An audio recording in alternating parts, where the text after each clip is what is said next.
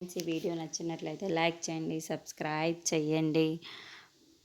మళ్ళీ తన దగ్గరికి వాళ్ళ అత్తయ్య వచ్చి ఊరంతా గాలించమ్మ, నా కొడుకు ఎక్కడా కనిపించలేదు, నా కొడుకు కనిపించకపోవడానికి గల కారణం నువ్వే మళ్ళీ అని చెప్పేసి అంటుంది. ఆ మాటలు వినగానే అక్కడున్న మళ్ళీ మాత్రం ఒక్కసారిగా షాక్ అయిపోయి వాళ్ళ అత్తయ్య వైపుకు చూస్తూ ఉండిపోతుంది.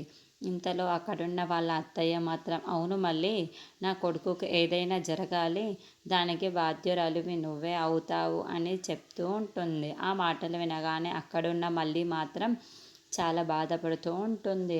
ఎక్కడికి వెళ్ళిపోయావు గౌతమ్ బాబు అని అనుకుంటూ ఉంటుంది. ఇంతలో అక్కడున్న మళ్ళీ మాత్రం చాలా బాధపడుతూ ఏడుస్తూ ఉంటుంది. నువ్వు రావడానికి మా ఇంటికి అదృష్టం అనుకున్నాను, కానీ ఇలా జరుగుతుందని అస్సలు అనుకోలేదు. ఎప్పుడు నా కొడుకు ఎక్కడ ఉన్నాడో, ఎలా ఉన్నాడో నాకు అసలు అర్థం కావటం లేదు. అయినా నువ్వు ఇలా ఎలా చేశావే? నీకు ఇదే ఆఖరి బిడ్డ అని తెలిసినా సరే నువ్వు ఆ మాలినికి ఇవ్వాలని బయలుదేరావు. నా కొడుకుకి ఇష్టం లేకపోయినా సరే నువ్వు ఆ మాలినికి ఇవ్వడానికి వెళ్తున్నావు. నీకు ఎంత ఇది? అయినా నా కొడుకు ఇప్పుడు నాకు కనిపించకపోతే దానికి బాధ్యురాలివి నువ్వే అవుతావు మళ్ళీ అని అంటూ వాళ్ళ కోడల్ని తిడుతూ ఉంటుంది. ఆ మాటలు వినగానే అక్కడున్న మళ్ళీ మాత్రం చాలా బాధపడుతూ ఉంటుంది.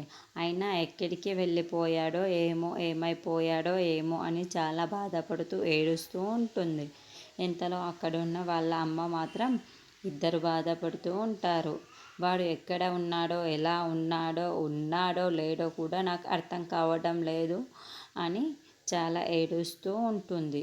ఇంతలో అక్కడున్న మళ్ళీ మాత్రం గౌతమ్ని తలుచుకుంటూ చాలా బాధపడుతూ అక్కడ ఉంటుంది.